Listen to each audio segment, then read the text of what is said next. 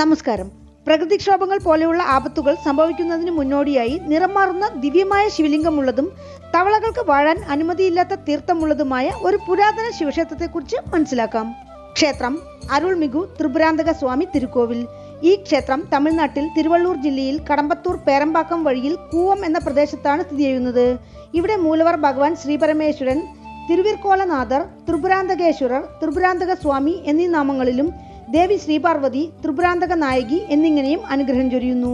പ്രശസ്ത ശിവഭക്തരായ 63 നായന്മാരുടെ കവിതാ സമാഹാരമായ ദേവാരംപാടിൽ ഉൾപ്പെട്ടിട്ടുള്ള 274 ശിവക്ഷേത്രങ്ങളിൽ 247ാമത്തേതും തൊണ്ടൈമണ്ഡല ഭാഗത്തുള്ള 14ാമത് ക്ഷേത്രവും ചെന്നൈയെ ചുറ്റിയുള്ള പഞ്ചഭൂത സ്ഥലങ്ങളിൽ അഗ്നിസ്ഥലവുമാണ് ഈ ക്ഷേത്രം.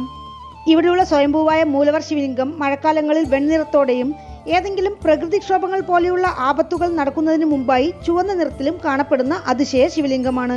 കാളഹസ്തിയിലെ പോലെ പൂജാരിമാർക്ക് പോലും തൊടാൻ അവകാശമില്ലാത്ത തീണ്ട തിരുമേനിയാണ് ഇവിടുത്തെ ഭഗവാൻ. ഈ ക്ഷേത്രത്തെക്കുറിച്ചുള്ള ഐതിഹ്യം ഇങ്ങനെയാണ്. അനേകം വരസിദ്ധികളുള്ള താരകൻ എന്ന അസുരന്റെ മകനാണ് താരകാസുരൻ. അവനെ ശ്രീമുരുകൻ വധിച്ചു. ആ അസുരന്റെ മക്കളാണ് താരകാക്ഷൻ, കമലാക്ഷൻ, വിദ്യുന്മാലി. ബ്രഹ്മദേവനിൽ നിന്നും അളവറ്റ വരങ്ങൾ സമ്പാദിച്ച ഇവർ ത്രിപുരാസുരന്മാർ എന്നറിയപ്പെട്ടു. ഒരു പ്രാവശ്യം ഇവർ ബ്രഹ്മാവിനെ തപസ് ചെയ്ത് 3 നഗരങ്ങളിലായി ഭൂലോകത്ത് ഇരുമ്പിനാലുള്ള കോട്ടയും ആകാശത്ത് വെള്ളിക്കോട്ടയും വിൺലോകത്തിൽ പൊൻകോട്ടയും വേണമെന്നും ആഗ്രഹിക്കുന്ന നേരത്ത് ഈ കോട്ടകളുമായി പറന്നു ചെല്ലാൻ കഴിയണമെന്നും വരം ആവശ്യപ്പെട്ടു. ബ്രഹ്മദേവൻ അവർക്കായി സകല അഭിവൃദ്ധികളും നിറഞ്ഞ 3 പറക്കും നഗരങ്ങളെ കൊടുത്ത് ഈ 3 നഗരങ്ങളും അടുത്തടുത്ത് വരുന്ന പക്ഷം ശിവബാണത്താൽ ഈ നഗരങ്ങൾ ഭസ്മമാകും എന്ന മുന്നറിയിപ്പും കൊടുത്തു.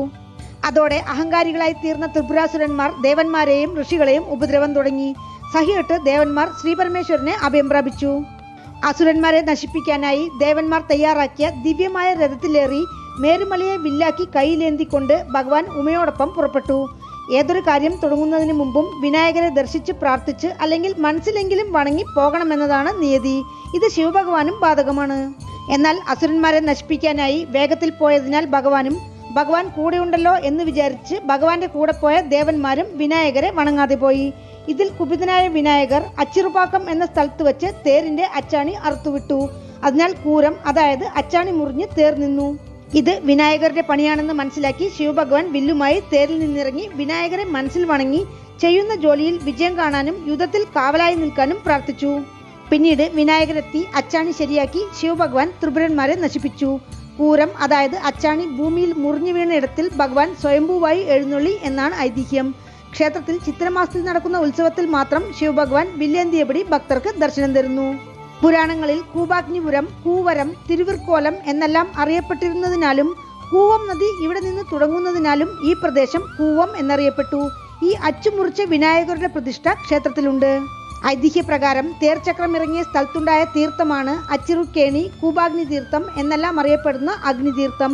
പക്ഷേ ഈ തീർത്ഥത്തിൽ തവളകൾ ജീവിക്കില്ല എന്നാണ് പറയുന്നത്. കാരണം ശിവഭഗവാൻ തപരൂപത്തിലിരിക്കുന്നതിനാൽ തവളകളുടെ ശബ്ദം പോലും തപത്തിന് തടസ്സമുണ്ടാക്കും എന്നതിനാലാണിത്. കോവിലിന് ചുറ്റുമുള്ള നെൽവയലുകളിൽ ധാരാളം തവളകൾ ഉണ്ടുതാനും. പക്ഷേ ഒരു തവള പോലും തീർത്ഥത്തിലില്ല എന്ന് മാത്രമല്ല, എങ്ങാനും ഒരു തവളയെ പിടിച്ചുകൊണ്ടുവന്ന് തീർത്ഥത്തിലിട്ടാൽ പോലും അത് വെള്ളത്തിൽ നിന്ന് കരയ്ക്ക് കയറി ചാടി ഓടി രക്ഷപ്പെടുന്നു എന്നാണ് നാട്ടുകാരുടെ ഭാഷ്യം. പൂജാരിമാർ ഈ ക്ഷേത്രതീർത്ഥത്തിൽ നീരാടിയ ശേഷമാണ് പൂജ ചെയ്യുന്നത്. ഈ തീർത്ഥം ഇന്നുവരെ വറ്റിയ ചരിത്രമില്ല. കോവിലിന് വെളിയിൽ ത്രിപുര സംഹാര കാലത്തിൽ തേർക്കാല് മുറിഞ്ഞ ഉടനെ ഋഷഭമായി ഭഗവാനെ താങ്ങിയ കരിയമാണിക്യ പെരുമാൾക്കായി കോവിലുണ്ട്.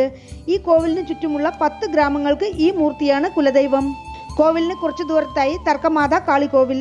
മുഞ്ചികേശർ, കാർക്കോടർ എന്ന 2 മഹർഷിമാരുടെ അഭ്യർത്ഥനയെ തുടർന്ന് തിരുവാലങ്കാട്ടിൽ ഊർദ്ധതാണ്ഡവമാടിയ ശിവനാൽ കാളി കോപിച്ചു. താൻ ഇവിടെ രക്ഷാകര താണ്ഡവമാടുമ്പോൾ ദർശിച്ച് കോപം തണുപ്പിക്കാൻ ഭഗവാൻ ഉപദേശിച്ച പ്രകാരം നടനം ദർശിച്ച് ദേവി ശാന്തസ്വരൂപിണിയായി. നടനമാടുമ്പോൾ ദേവിയുടെ കാൽച്ചിലമ്പിലെ മുത്തുവീണയിടത്താണ് കോവിൽ എന്നാണ് ഐതിഹ്യം. ഭഗവാനോട് തർക്കിച്ചവൾ എന്നർത്ഥത്തിലാണ് ദേവിക്ക് നാമം വന്നത്.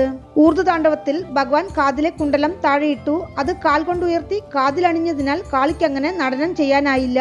അങ്ങനെ കാളി മത്സരത്തിൽ തോറ്റതായി പ്രഖ്യാപിച്ചു എന്നാണ് പൊതുവെയുള്ള അറിവ്. പക്ഷേ അങ്ങനെയല്ല. അതിനു പിന്നിലൊരു പുരാണ കഥയുണ്ട്. ശിവഭഗവാൻ തങ്ങളുടെ ഗാനം എന്നും ശ്രവിക്കണമെന്ന വരം വാങ്ങിയ 2 ഗന്ധർവന്മാരെ ഭഗവാൻ കുണ്ടലങ്ങളാക്കി കാതിലണിഞ്ഞിരുന്നു. നൃത്തത്തിന്റെ വേഗതയിൽ കാതിലെ കുണ്ടലമൊന്ന് താഴെ വീണുപോയി. അതിനാലാണ് ഭഗവാൻ കാലുകൊണ്ടെടുത്ത് കാതിലണിഞ്ഞത്. അല്ലാതെ കാളിയെ മനഃപൂർവ്വം തോൽപ്പിക്കാനല്ല എന്നാണ് പുരാണങ്ങൾ. 2000 വർഷത്തോളം പഴക്കം തോന്നിക്കുന്നതും തെക്ക് ദർശനമായ 5 നില രാജഗോപുരത്തോടെയും കാണപ്പെടുന്ന അതിപുരാതനമായ കൂവം ത്രിപുരാന്തകേശ്വരർ തിരുക്കോവിൽ ചോള രാജാക്കന്മാരുടെ നിർമ്മിതിയായിരിക്കാമെന്നാണ് അനുമാനം. ഈ ക്ഷേത്രം 7-ാം നൂറ്റാണ്ടിൽ ചെങ്കല്ലിനാലും 11-ാം നൂറ്റാണ്ടിൽ കരിങ്കല്ലിനാലും പുനർനിർമ്മാണം ചെയ്തതായി ചരിത്രമുണ്ട്. 2-ാം രാജരാജ ചോഴൻ, 3-ാം രാജരാജൻ, വീരകണ്ഠ ഗോപാലൻ, വിജയകണ്ഠ ഗോപാലൻ എന്നിവരുടെ കാലത്തെ ശിലാഫലകങ്ങൾ ക്ഷേത്രത്തിലുണ്ട്. 1-ാം കുലത്തുംഗ ചോഴന്റെ ഭരണകാലത്ത് ഈ കോവിലിന് നിലങ്ങളും പൊൻപണവും ദാനമായി നൽകിയതായി ശിലാഫലകങ്ങളിൽ രേഖപ്പെടുത്തിയിരിക്കുന്നു.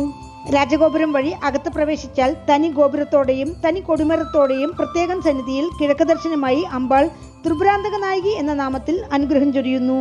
ദേവിയെ ദർശിച്ച ശേഷം ഭഗവാനെ ദർശിക്കണമെന്നതാണ് വിധിമുറ. ഇവിടെയുള്ള നടരാജർ സന്നിധിയിൽ സ്വാമി രക്ഷാകര നടനം ആടുന്ന രൂപത്തിലുള്ള പ്രതിഷ്ഠയാണ്. അരികിൽ ശിവഗാമി അമ്പാൾ. കൊടിമരവും നന്ദി ഭഗവാനെയും കടന്ന് അകത്ത് പ്രവേശിച്ചാൽ പ്രധാന സന്നിധിയുടെ ദ്വാരപാലകന്മാരായി ത്രിപുരാസുരന്മാരിൽ 2 പേർ. ഇവിടെയുള്ള മൂലവർ ത്രിപുരാന്തകേശ്വരർ സ്വയംഭൂ മണലിംഗമാണ്. ഭഗവാന്റെ ശിരസിൽ ഒരു മുറിവടയാളമുണ്ട്. ഭഗവാൻ കിഴക്ക് ദർശനമായി ധ്യാനരൂപത്തിലിരിക്കുകയാണെന്നാണ് ഐതിഹ്യം. 16 ഗജം വേഷ്ടിയാണ് ഭഗവാന് അണിയിക്കുന്നത്. കോവിലിന് 2 കിലോമീറ്റർ ദൂരത്തുള്ള കൂവം ആറ്റിൻകരയിലുള്ള തിരുമഞ്ജനമേട എന്ന സ്ഥലത്ത് നിന്നാണ് 4 കാല പൂജയ്ക്കും സമയാസമയം പോയി അഭിഷേകം ചെയ്യാനുള്ള തീർത്ഥം കൊണ്ടുവരുന്നത്. അതിനായി കോവിൽ അധികാരികൾ ആളുകളെ നിയമിച്ചിട്ടുണ്ട്. അങ്ങനെയല്ലാതെ വേറെ ഏതെങ്കിലും ജലം കൊണ്ടുവന്ന് അഭിഷേകം ചെയ്താൽ ശിവലിംഗത്തിൽ എറുമ്പുകൾ വരുമെന്നാണ് പറയുന്നത്. ജലം കിട്ടാത്ത പക്ഷം ഇളനീരാണ് അഭിഷേകം ചെയ്യുന്നത്. ദുർഗാ ഭഗവതിക്കെതിരിലുള്ള ചന്ദനമേടയിലെ ചന്ദനമാണ് നിത്യപൂജയ്ക്ക് ഉപയോഗിക്കുന്നത്. കടമ്പത്തൂർ റെയിൽ നിലയത്തിന് അടുത്തുള്ള പിഞ്ചവാക്കം എന്ന ഗ്രാമത്തിൽ നിന്നാണ് ഉച്ചകാല പൂജയ്ക്കുള്ള പൂവും പാലും കൊണ്ടുവരുന്നത്. നിലത്ത് വയ്ക്കാതെ പാൽ എത്തിക്കുന്ന പഴക്കം കാലാകാലങ്ങളായി തുടർന്നു വരുന്നു. ഭഗവാൻ തീണ്ടാ തിരുമേനിയായതിനാൽ കവചമണിയിച്ച് സംരക്ഷിച്ചിരിക്കുന്നു. അതിനാൽ പച്ചക്കർപ്പൂരം തെളിച്ച് പാൽ അഭിഷേകം നടത്തുന്നു. പിന്നീട് ശിവലിംഗം സ്വയം ശുദ്ധമാകുന്നു എന്നാണ് പറയുന്നത്.